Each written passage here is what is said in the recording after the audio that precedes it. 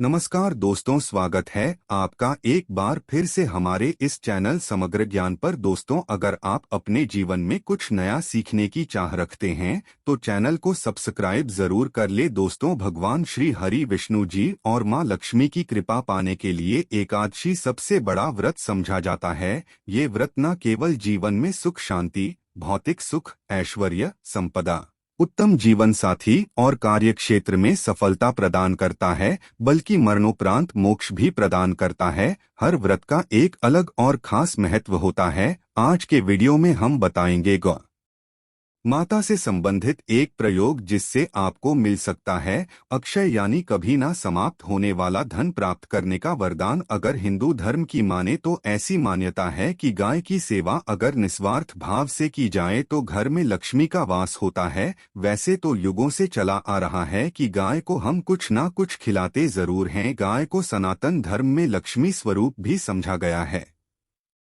जाता है कि गाय की सेवा करने से घर परिवार सुखी और संपन्न रहता है। जिस घर में गाय की सेवा निस्वार्थ भाव से होती है उस घर में लक्ष्मी जी की कृपा हमेशा बनी रहती है। और जिस घर में गाय की सेवा नहीं होती, अचानक से किसी भी तरह की वहां पर विघ्न बाधाएं आती रहती है।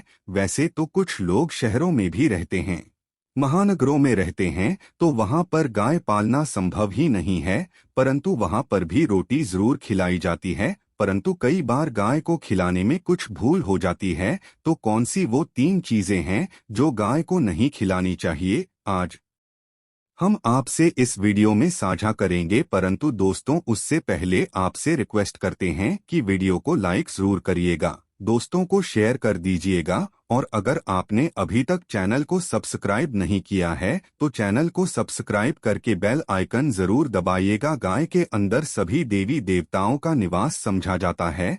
तो आप सुबह जो पहली रोटी बनती है वो अगर गाय को खिलाते हैं तो देवी देवताओं का आशीर्वाद मिलता है। गाय को गुरु के साथ जोड़ा गया है, यानी गुरु ग्रह के साथ, बृहस्पति ग्रह के साथ। इसलिए गुरुवार के दिन गाय को रोटी पर एक चुटकी हल्दी डालकर खिलाएं तो सुख संपत्ति, धना, ऐश्वर्य बढ़ता है। दुष्ट ग्रह शांत जाते हैं। जो लोग मानसिक रूप से परेशान हैं वो गाय को रोटी पर थोड़ा सा गुड़ रखकर खिलाएं तो सकारात्मक ऊर्जा आती है, टेंशन खत्म होती है, स्वास्थ्य अच्छा रहता है। और अगर आपको लगता है कि आपके सभी ग्रह खराब है तो ऐसे में गाय को पहली रोटी रोज खिलाएं। सभी ग्रह धीरे धीरे शुभ हो जाएंगे। कभी कभी जीवन में लंबे समय से कोई शुभ मंगल कार्य नहीं हो रहे होते, तब ऐसे आप गाय को रोटी खिलाएं। गाय के मस्तक को छूकर अपनी मन्नत कहें, प्रणाम करें, पैर छुएं तो आपकी मन्नत जरूर पूरी होगी। तो ये था गाय को आप क्या खिलाएं उसके बारे में। परंतु गाय को क्या नहीं खिलाना चाहिए, अब हम वो जानते हैं। गाय को रोटी तो हर कोई खिलाता है।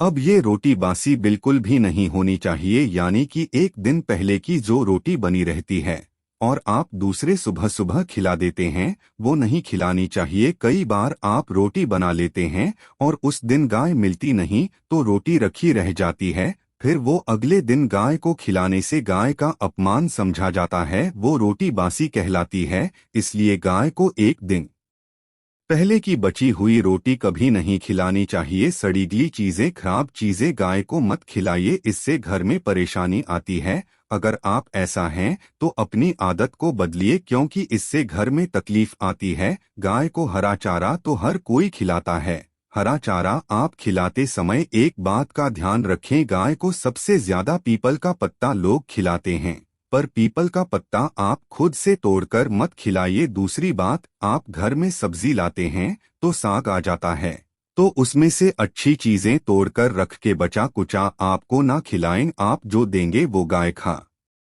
लेगी, परंतु थोड़ी सी कुछ अच्छी चीजें मिलाकर गाय को खिला दीजिएगा तो ज्यादा फायदा होगा। गाय को दूध नहीं पिलाना चाहिए। आप दही चावल खिला सकते हैं, परंतु दूध ताज़ा हो या बचा हुआ भूलकर भी गाय को मत पिलाइए। तो 3 चीजें गाय को नहीं खिलानी है। एक तो बची कुछ रोटी नहीं खिलानी है, कोई भी अनाज बच जाए उसे दूसरे दिन गाय को नहीं खिलाना है। जैसे चावल रोटी बच जाती है और आप अगर चारा खिलाते हैं उन्हें तो सड़ागला मत खिलाइए, और अगर खिलाते हैं कोई चीज तो उसके साथ कुछ अच्छी चीजें मिला लें। और गाय को दूध भी नहीं पिलाना है।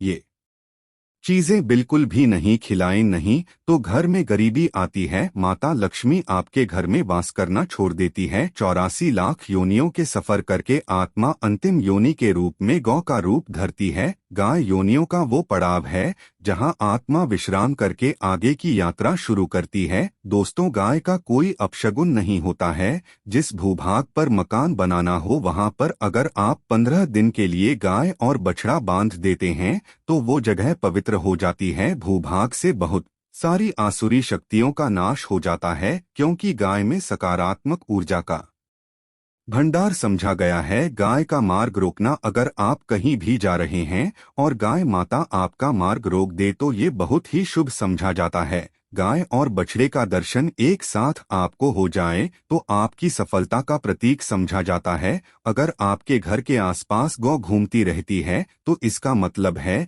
कि आपके घर से काफी सारे संकट अपने आप ही दूर होने वाले हैं और समृद्धिपूर्वक जीवन आपको मिलता है। गाय के समीप आप अगर जाते हैं तो संक्रामक रोग, कफ, खांसी, सर्दी, जुकाम आदि का ग्रेजुअली आप ही बिना दवाइयों के भी नाश हो जाता है। अगर आपको गाय अचानक से पूंछ मार देती है तो ये बहुत ही शुभ संकेत समझा गया है और काली चित्तक बरी गाय का ऐसा करना तो और भी ज्यादा शुभ समझा गया है। पंचगव्य जो होते हैं वो कई रोगों में लाभदायक है। पंचगव्य क्या क्या हुए?